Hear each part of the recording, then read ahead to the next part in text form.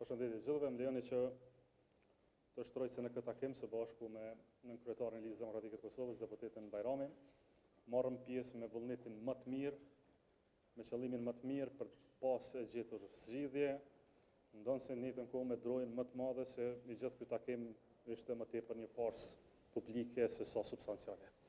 Fatkesish droja jonë u vërtetua në këtë takim, me qenë se qëndrimet e deputetit Kurti, thirrësit të këtij takimi, ishin paka shumë të njëjtë ato që kanë qenë deri më tani dhe nuk as e respektonin, as se interpretonin njëjtë vendimin e gjykatës kushtetuese.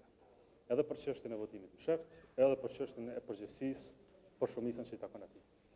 Më lejoni që të theksoj se për LDK-n është evidente që përgjegjësia për krimin e shumicës i takon zotit Kurti me paragrafin 130 të aktvenimit të gjykatës kushtetuese, për e takon edhe drejta, po edhe përgjegjësia për të shumicë. Zoti Kurti pranoi që s'ka shumicë, por kërkoi kurthëzime në pozicionet paraprake që ka pasur deri më tani.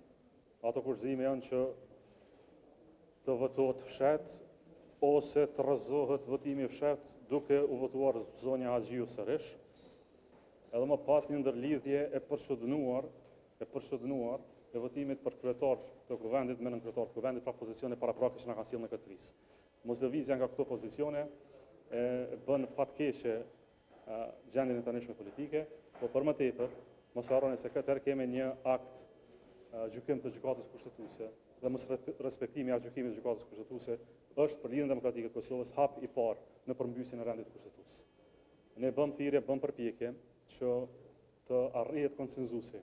E para që të na jepet e drejta, të votojmë për, kundër ose abstenim për kandidatët që propozohen dhe në emër të LDK-s me plot bindje, me plot vullnet, me plot zemër do të votonim kundër me 20 vota për kandidatin që ata propozojnë.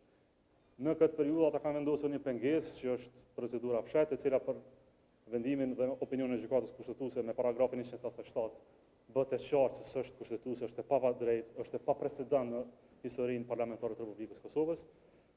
Prandaj nuk mund të marrim pjesë në shkelje të kushtetuesës pas aktvendimit të gjykatës kushtetuese. Nuk merrni pjesë në sërfole.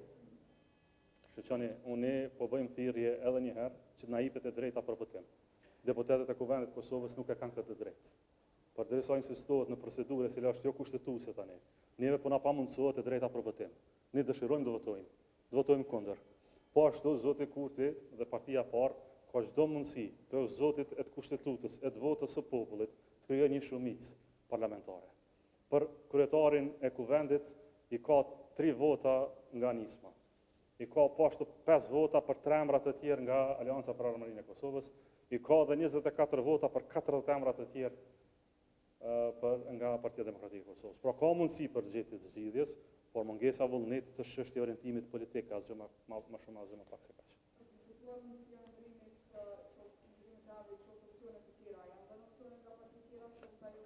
Nuk ka pas interpretime të tilla as diskutime të tilla. Pra edhe një herë po themi, pavarësisht gatishmërisë për pas një konsensus politik, insistimi në pozicionet paraprake të lëvizjes vendosje bën pamundur lëvizjen nga kjo gjendje. Por ato çfarë dëgjuam deri më tani ishin të njëjta pozicione që na kanë pru deri tash. Por në ndërkohë ka ndodhur një akt gjykim i gjykatës kushtetuese i cili s'mund të injorohet kaq thjesht. Prandaj them që Kosova vazhdon të mbetet në krizë fatkeqësisht.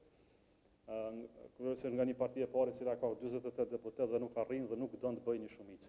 Dhe për më tepër nuk e kupton përgjegjësinë e kësaj shumice. Pas 30 diteve futemi në një gjendje të paqartë historike për Republikën e Kosovës.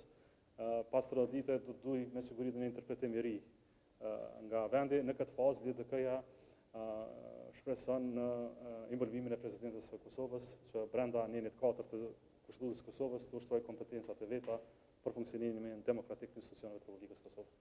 Po au prezantuar në propozimin e partive kemi tashmë opozitën për ta qenë dhe cila ishte përgjigjja e reformës. Ne edhe një herë tham që ne jemi të interesuar që të respektojmë vendimin e gjykatës kushtetuese. Jemi të interesuar që të votojmë lirshëm si deputet të Kuvendit të Kosovës, insistimi i tyre me votim të fshehtë ose për më tepër një propozim që doli që të votohet komisioni me pas të rrëzohet komisioni me kushtin që zgjidhet Albolena. Merrem me çfarë logjike. Hajde bëjmë lojra. E votojmë komisionin, më pas e rrëzojmë komisionin, po veç votone kandidatën tonë. Çështja është shumë e thjeshtë. Gjykata kushtetuese jep të drejtën partisë së parë, grupet më të madh parlamentar, njëkohësisht jep dhe përgjegjësinë. Thotë ty takon me bëu shumicën prej 61 deputet. Kurrë bë marrëveshje politike. Marrëveshja politike konsenzusi dhe besimi politik duket që janë gjëra të panjohura për zotin Kurti dhe lëvizjen vendosur. Dhe kjo është fatkeqësi për popullin e Kosovës. Ju falenderoj shumë.